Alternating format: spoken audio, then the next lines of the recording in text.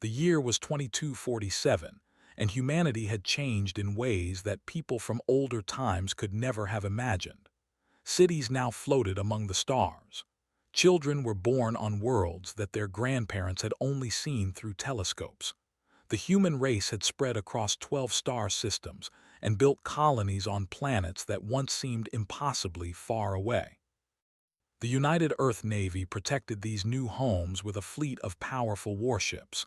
These vessels patrolled the borders of human space day and night.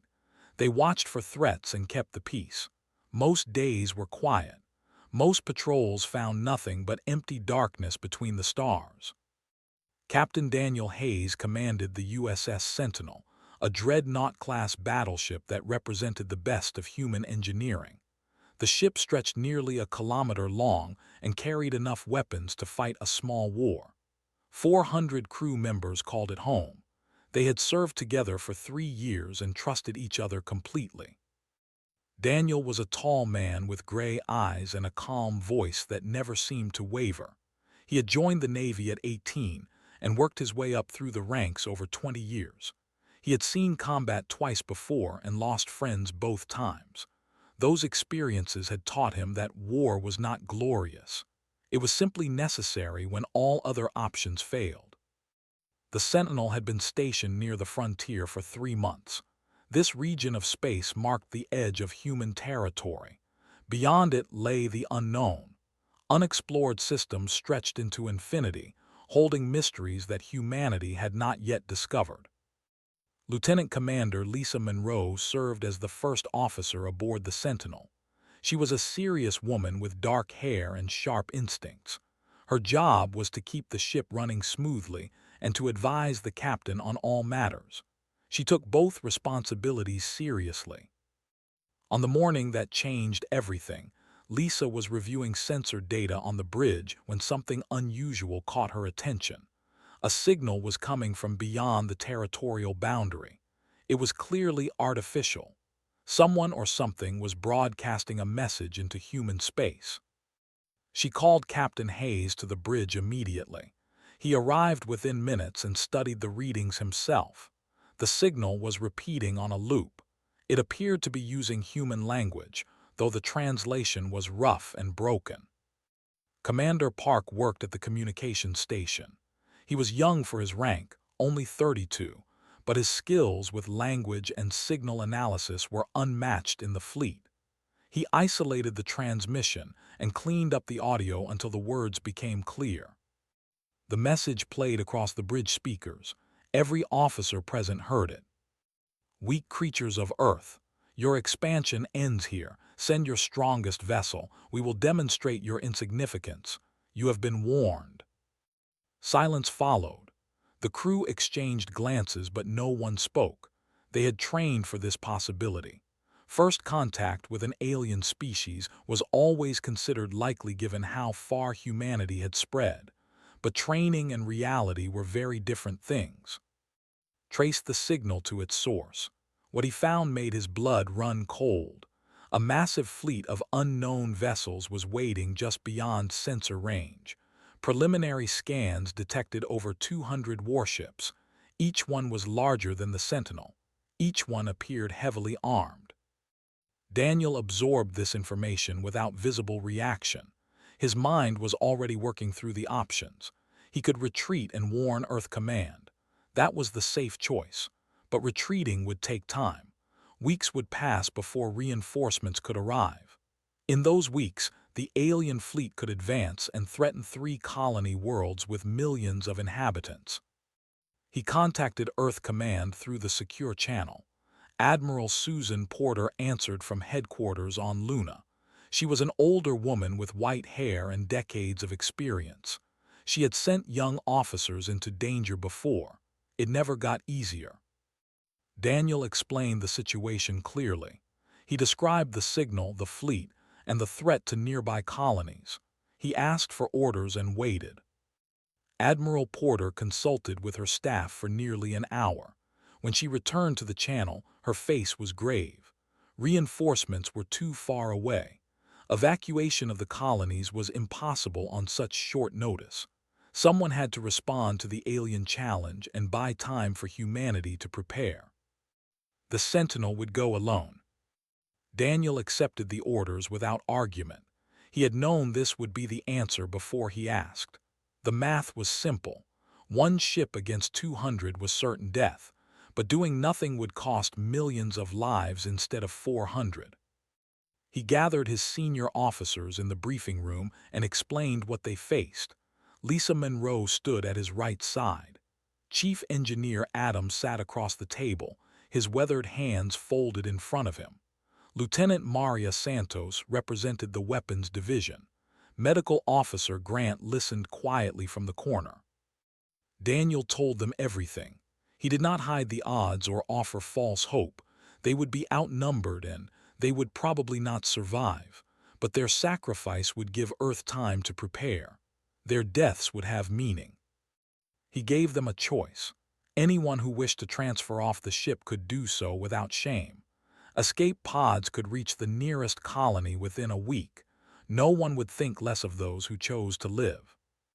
Not a single crew member requested transfer. Adam spoke for many when he said that running was not something he knew how to do. Maria Santos added that she had not joined the Navy to hide from danger. Grant simply nodded and began preparing the medical bay for casualties. Lisa Monroe looked at Daniel with steady eyes. She had served with him for 3 years. She knew what kind of man he was. She also knew what kind of crew they had built together. These people would not abandon each other. Daniel felt a warmth spread through his chest, pride mixed with sorrow as he looked at their faces. These men and women deserved better than what waited for them, but they had chosen their path with open eyes and brave hearts. He returned to the bridge and sat in the command chair. The alien fleet was waiting. 200 warships filled with creatures who believed humanity was weak. They had demanded a response, and they would receive one. "Send our reply," Daniel ordered. "Tell them we accept their challenge." Park transmitted the message. The words were simple, but they carried the weight of human defiance across the void.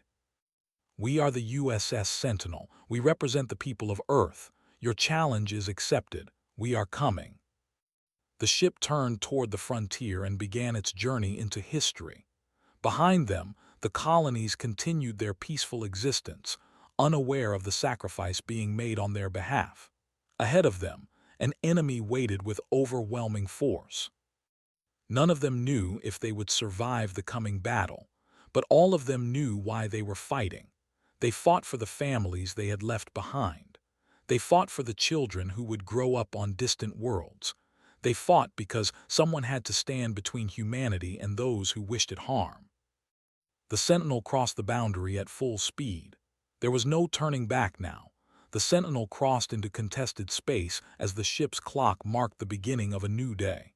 The crew had spent the previous hours preparing for what lay ahead. Weapons were checked and checked again.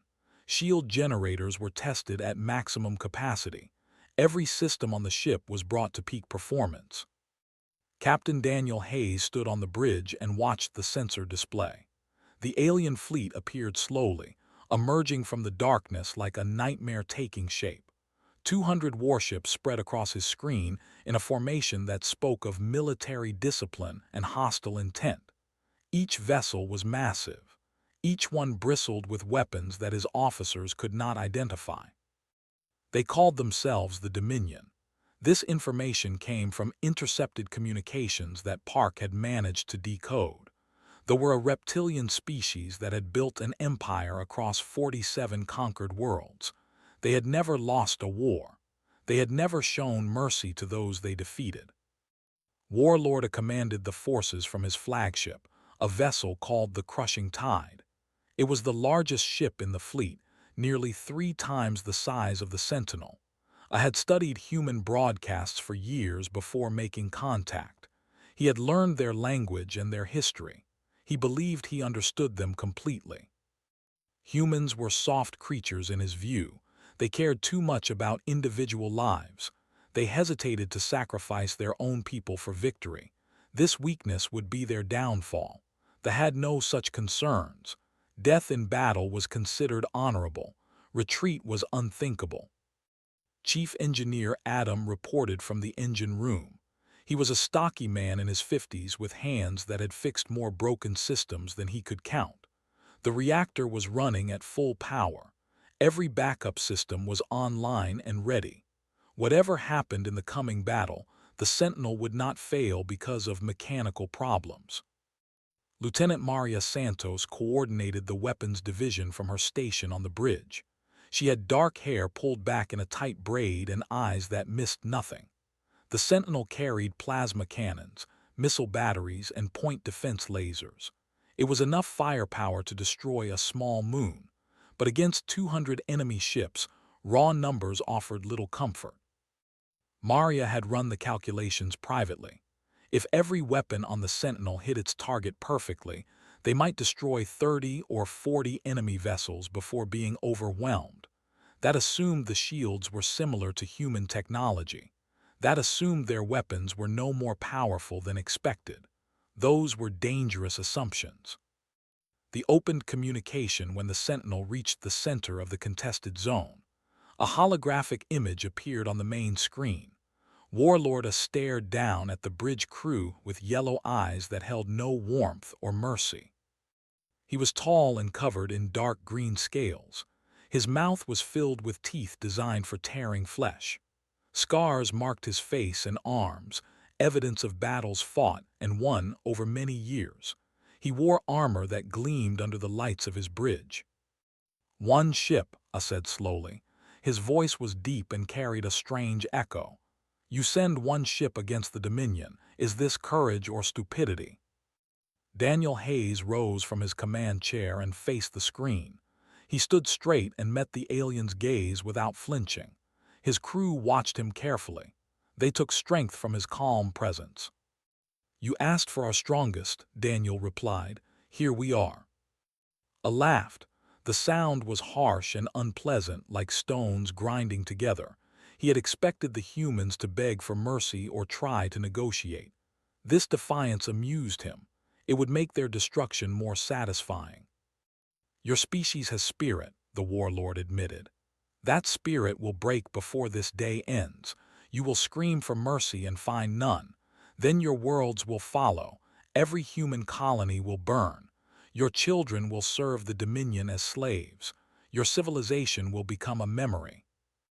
Lisa Monroe felt anger rise in her chest. She wanted to respond to these threats with words of her own, but she held her tongue. This was the captain's moment. He would speak for all of them. Daniel remained calm. His voice did not waver as he replied. "Many enemies have made similar promises throughout human history. They spoke of conquest and destruction. They believed themselves unbeatable. Where are they now? Gone. Forgotten. Dust on the winds of time. Humanity remains." The words hung in the air between them. A's eyes narrowed. This human was either very brave or very foolish, perhaps both. "Then die knowing your worlds will follow," the warlord said finally. "Die knowing that your sacrifice changes nothing." The transmission ended. Red lights began flashing across the bridge as alerts sounded throughout the ship.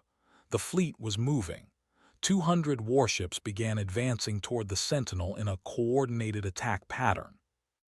Daniel returned to his chair and gripped the armrests. His knuckles went white, but his face remained composed. He had said what needed to be said. Now the time for words was over. "All hands to battle stations," he announced through the ship-wide channel. "This is Captain Hayes. The enemy is approaching. They believe we are weak. They believe we will break. Prove them wrong. Fight for your families. Fight for your homes. Fight for the future of every human being in the galaxy." The crew responded with practiced efficiency. Gunners took their positions at weapon controls. Engineers monitored power distribution. Medical teams prepared for the wounded that would soon fill their wards.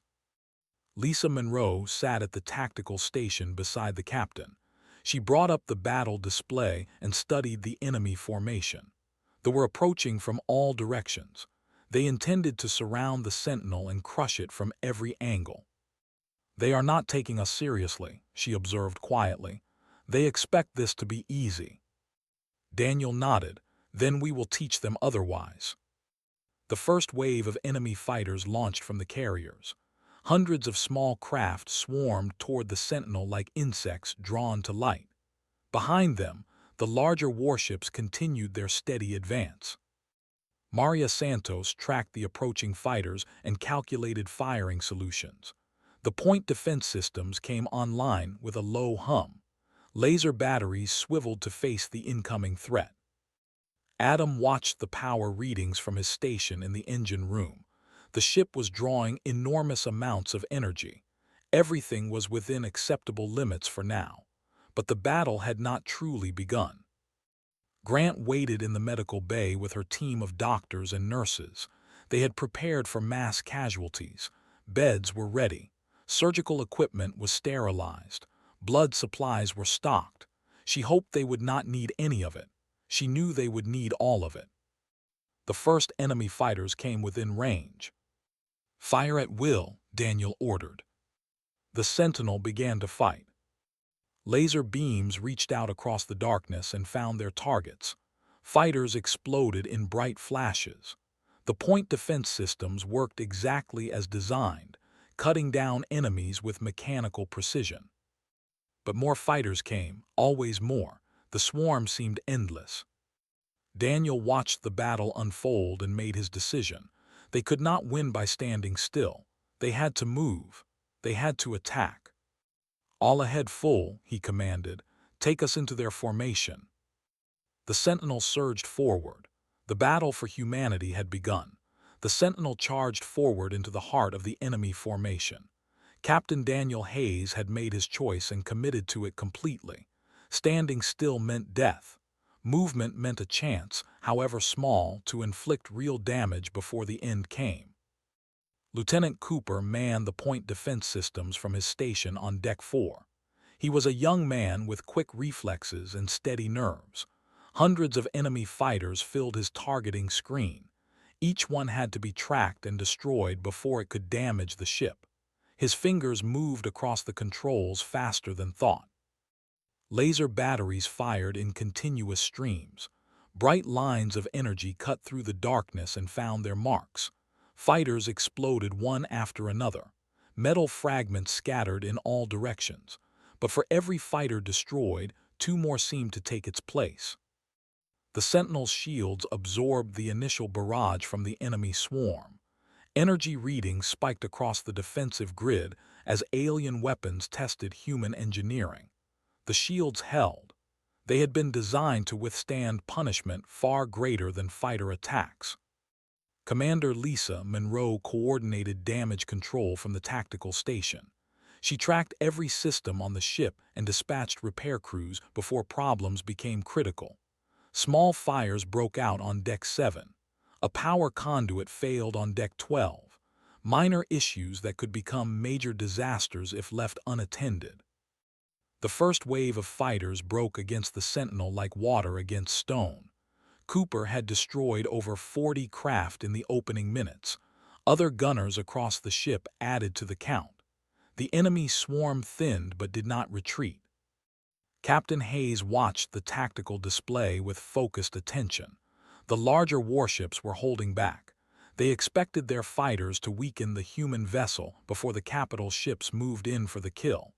This was a mistake. Every moment they waited was a moment the Sentinel could use. "Target the nearest cruiser," Daniel ordered. "All main batteries fire." Lieutenant Maria Santos locked onto a cruiser that had drifted closer than its companions. Her fingers flew across the weapons console as she coordinated the attack. Plasma cannons charged to full power. Missile tubes opened along the hull. The Sentinel spoke with fire and fury. Plasma bolts raced across the void and slammed into the enemy cruiser. Missiles followed seconds later, their warheads finding gaps in the alien shields. The ship shuddered under the assault. Its hull cracked. Its engines flickered. Then it exploded. Cheers erupted across the bridge. First blood had been drawn. The humans had proven they could hurt their enemy. But Daniel allowed himself only a brief moment of satisfaction. One ship down meant 199 remained. Warlord observed the destruction of the cruiser from his flagship. His clawed hands tightened on the arms of his command throne. Anger burned in his yellow eyes. The human vessel was supposed to be an easy target. Instead, it was fighting back with unexpected ferocity. He ordered his capital ships forward. The games were over. The Dominion would crush this insect with overwhelming force. The Sentinel continued its charge through the enemy formation. Daniel kept the ship moving, never allowing them to pin them down or surround them completely. Each time the alien vessels tried to close the trap, the human battleship found a gap and pushed through. Maria Santos claimed 2 more cruisers in rapid succession. Her targeting was precise and deadly. She poured fire into shield generators and engine sections, finding the weak points that every ship possessed. They had never faced an enemy who fought with such calculated aggression. Chief Engineer Adam worked miracles in the engine room. The reactor was running beyond its rated capacity. Power flowed to weapons and shields in carefully managed streams. He pushed the equipment further than designers had ever intended. The ship groaned in protest but continued to perform. An hour passed. Then 2. The Sentinel destroyed 14 enemy warships in that time. Cruisers and destroyers fell to human weapons. The debris field grew larger with each victory. But the cost was mounting. A plasma bolt breached the port shields and struck Deck 9. 17 crew members died in the explosion. Another hit damaged the forward sensor array. A third knocked out secondary communications. Cooper took a piece of shrapnel to his left arm when his console exploded from an overload. He bound the wound with a torn piece of his uniform and kept fighting. There was no one to replace him. The ship needed him at his post. Lisa Monroe tracked the casualties as they came in. Each name was someone she knew. Each death was a friend lost forever. She pushed the grief aside and focused on her duties. There would be time to mourn later, if any of them survived. Daniel Hayes felt every loss like a physical blow. These people had trusted him. They had followed him into this battle knowing the odds, and now they were dying for a cause they would never see completed. But he could not let doubt cloud his judgment. Not now. The crew needed him to be strong. They needed him to lead them through this nightmare. "Concentrate fire on the destroyer group to starboard," he commanded. "Punch a hole through their line." The Sentinel turned and unleashed another devastating barrage. 3 destroyers vanished in balls of flame. A gap opened in the formation, and the human ship raced through it. Watched in disbelief. His fleet was being humiliated by a single enemy vessel. The humans were not behaving like conquered people should. They were not breaking or surrendering. They were fighting with a fury that his warriors could barely match. He received reports from his surviving captains. Morale was shaking. The crews had expected an easy victory. Instead, they were watching their comrades die in numbers that had not been seen in generations. The warlord made a decision. He would lead the attack personally. His flagship would destroy the human ship and end this embarrassment. The crushing tide moved forward from the rear of the formation. It was a massive vessel, larger than anything else on the battlefield. Its weapons could crack a planet's crust. Its shields could withstand orbital bombardment. Daniel saw the flagship approaching on his display. He understood what it meant. The enemy commander was coming to finish the fight personally. This was both a threat and an opportunity. "All hands," he announced calmly. "The enemy flagship is engaging. This is the moment we trained for. Give them everything we have." The Sentinel turned to face the crushing tide. 2 ships of vastly different size prepared to clash. The crew worked their stations with grim determination. They knew the odds had just gotten worse. But they also knew something they did not understand. Humans did not measure victory by survival alone. Sometimes winning meant making the enemy pay such a terrible price that they would never threaten your people again. The Sentinel opened fire on the flagship. The final phase of the battle had begun. Hours of battle had transformed the Sentinel into something barely recognizable. The sleek warship that had crossed into enemy space was now and bleeding. Hull breaches vented atmosphere into the void. Fires burned in compartments throughout the vessel. Emergency lights flickered in corridors filled with smoke and debris. But the ship still fought. Chief Medical Officer Grant had not rested since the battle began.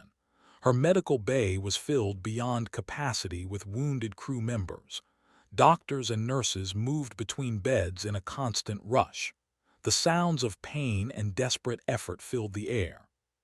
She worked on a young ensign whose legs had been crushed when a bulkhead collapsed. The injuries were severe but not fatal. With enough time and care, he would walk again. She told him this as she worked and saw hope flicker in his eyes.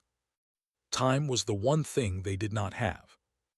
The Sentinel had destroyed 43 warships over the course of the battle. Cruisers, destroyers, and fighters had fallen to human weapons. The debris field stretched across thousands of kilometers, but the cost had been terrible. 112 crew members were dead. Another 60 were wounded badly enough to be removed from duty. The ship operated now with barely half its normal complement. Those who remained worked double shifts at their stations. Exhaustion weighed on everyone, but no one complained. Lieutenant Ben Carter had died defending the port shield generator when a boarding party managed to reach Deck 6.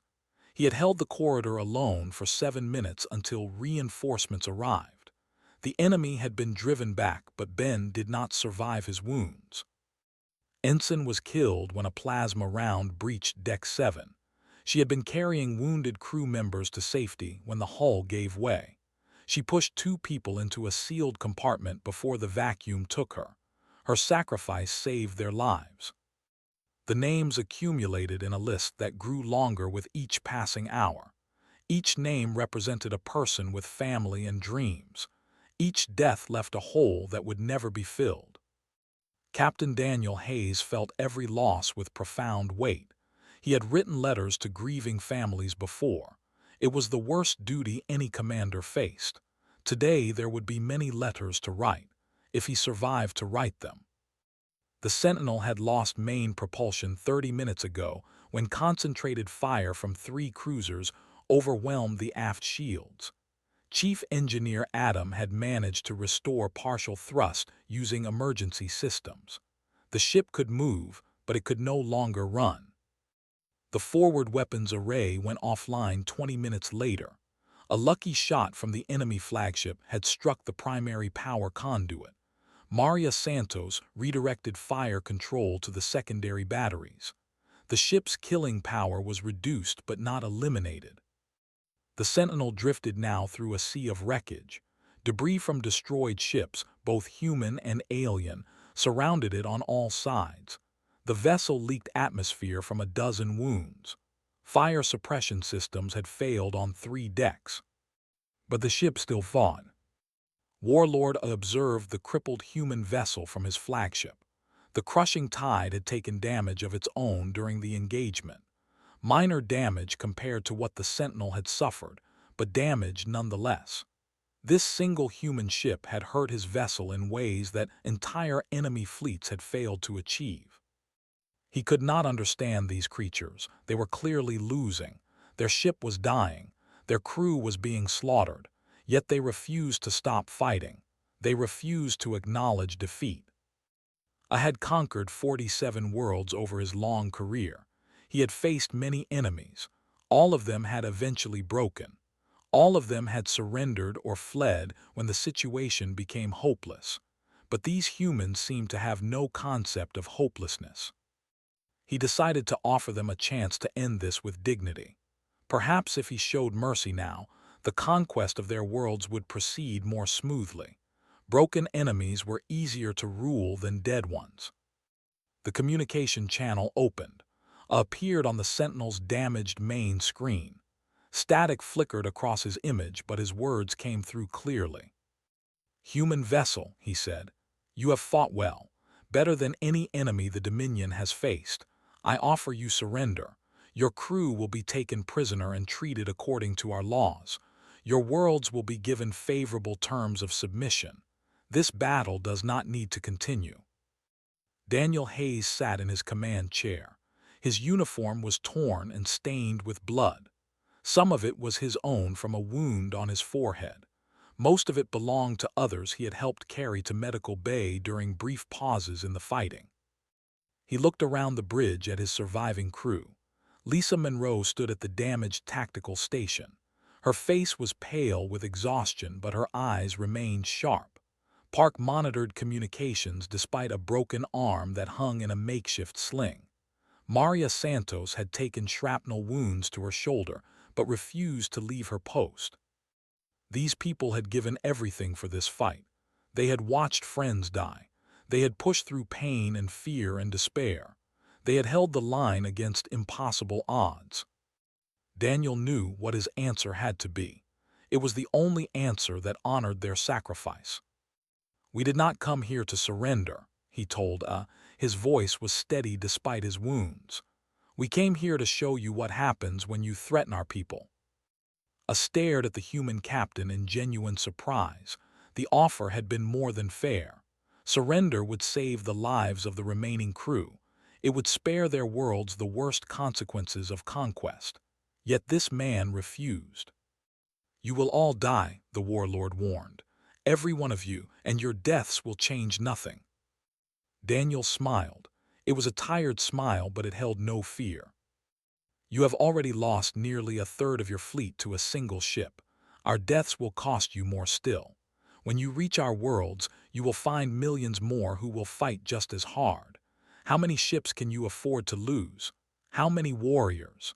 The price of conquering humanity will be higher than you can pay." Ended the transmission without reply.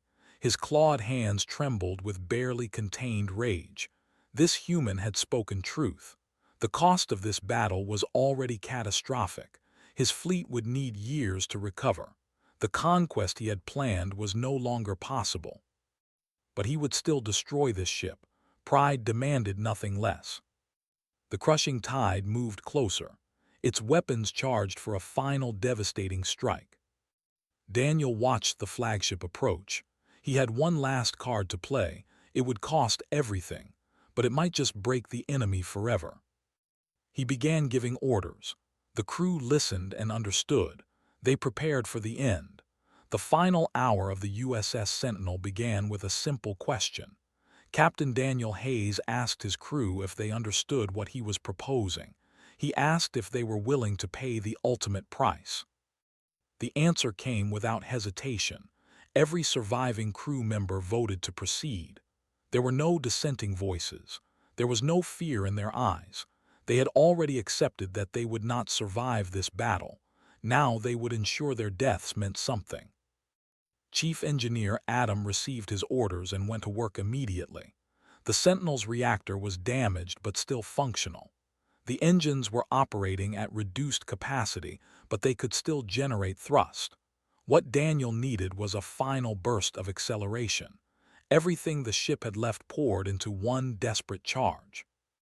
Adam understood the engineering requirements. He also understood that this would be a one-way trip. The reactor would burn itself out, generating the necessary power. There would be no second attempt. He looked around the engine room at his team. These men and women had kept the ship running through impossible conditions. They had performed miracles with damaged equipment and dwindling supplies. Now he asked them for one final miracle. They gave it to him. Power conduits that should have failed held together through sheer force of will. Cooling systems that were barely functioning provided just enough support. The reactor core climbed to levels that would have horrified its designers. Warning alarms screamed throughout engineering, but no one moved to silence them. On the bridge, Lisa Monroe monitored the tactical display. The crushing tide was approaching confidently. Warlord clearly believed the battle was already won. He positioned his flagship directly ahead of the crippled Sentinel, ready to deliver the killing blow. Lisa understood the plan immediately. Daniel had not explained it in words. He did not need to. They had served together for 3 years. She could read his intentions as easily as she read the sensor data. Ramming speed, she whispered softly. Daniel nodded. There was nothing more to say. He activated the ship-wide communication system one final time. His voice reached every compartment, every corridor, every surviving crew member. This is Captain Hayes. In a few moments we will make our final approach. The enemy believes we are defeated. They believe we are broken. We are going to prove them wrong one last time. Our ship will strike the enemy flagship at full velocity. Neither vessel will survive. He paused to let the words settle. No one spoke. No one moved. Every ear was listening. I want you all to know that serving with you has been the greatest honor of my life. You have shown courage beyond measure. You have fought with skill and determination that our enemies could not imagine. Whatever happens next, know that your sacrifice will be remembered. Earth will tell stories of this day for 1,000 years. Maria Santos had tears streaming down her face as she locked the weapons onto the enemy flagship. Even dying, the Sentinel would fire until the very end. She programmed the targeting computers to continue shooting automatically. Her hands were steady despite the emotions filling her heart. Park sent one final transmission to Earth Command. It contained the ship's logs, sensor recordings, and tactical data from the battle. Future commanders would study this engagement. They would learn from it. They would be better prepared when they came again. The message also contained letters. 400 crew members had recorded final words for their families during brief pauses in the battle. Parents spoke to children. Husbands spoke to wives. Friends spoke to friends. These messages would reach home even though the people who sent them never would. In the medical bay, Grant gathered her patients and staff. There was nothing more she could do for the wounded. Surgery would not save them from what was coming. Instead, she sat with them and held their hands. She told them they were brave. She told them they were loved. She told them they would not be forgotten. The Sentinel began its final charge. Adam pushed the engines beyond every safety limit. The ship groaned and shuddered as it accelerated. Hull plates stressed to breaking point. Power systems overloaded and burned out, but the thrust continued to build. I saw the human vessel surge forward and felt something he had not experienced in decades. Fear. Genuine, cold fear. He screamed orders to his crew. Turn the ship. Evade the attack. Fire everything at the approaching enemy. But the crushing tide was too large and too slow. It could not change course quickly enough. The Sentinel's weapons fired continuously as it approached. Plasma bolts hammered the flagship's shields. Missiles struck the hull and detonated with tremendous force. The ship shuddered under the assault, but it could not stop what was coming. Daniel Hayes watched the enemy flagship fill his. He thought of his family back on Earth. His parents who had been so proud when he received his command. His sister who had cried at his departure ceremony. They would mourn him, but they would also understand why he had made this choice. He thought of his crew, the 400 souls who had followed him into this battle. They had given everything for a cause greater than themselves. They were heroes, every one of them. It has been my honor, he said quietly.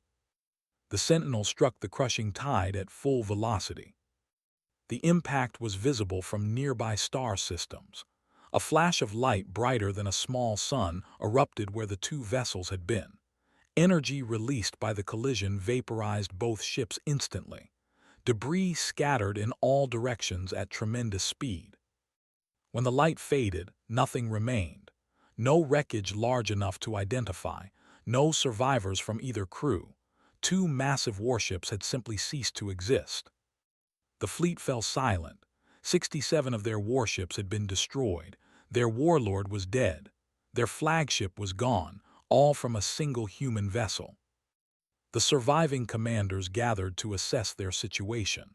The fleet that had arrived so confidently was now broken and bleeding. They had lost more ships in one day than in the past 50 years of conquest. The casualties were catastrophic. One captain suggested pressing forward with the attack on human space. He was overruled immediately. The fleet no longer had strength for conquest. They could barely protect themselves. The Armada, they retreated to their own territory and did not return. On Earth, news of the battle spread quickly. The crew of the Sentinel became legends overnight. Their names were carved into monuments across every colony world. Schools taught their story to children who grew up dreaming of their courage. Admiral Susan Porter attended the memorial service personally. She read the names of every crew member aloud. 400 heroes who had given their lives so that humanity could live free. Captain Daniel Hayes, Commander Lisa Monroe, Chief Engineer Adam, Lieutenant Maria Santos, Lieutenant Cooper, Commander Park, Dr. Grant, and hundreds more whose names would never be forgotten. In the centuries that followed, alien empires considered aggression against humanity. They studied the records of the Battle of Frontier. They calculated the costs of challenging a species that produced warriors like the crew of the Sentinel. They remembered that one human ship had broken an entire fleet. They remembered that the humans had chosen death over surrender.